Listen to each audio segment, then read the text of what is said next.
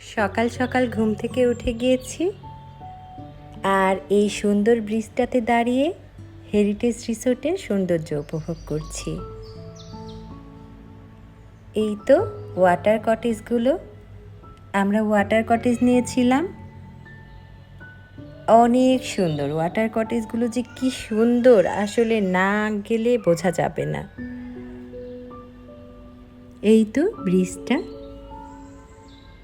এটা কিন্তু বেশ বড়। আর এই তো এই দিক দিয়ে সব কটেজগুলো আছে, চারিদিকে সবুজ আর সবুজ। আর সকালে এর ওয়েদারটা যে কি সুন্দর, ঝিরিঝিরি বাতাস, সত্যি অসাধারণ।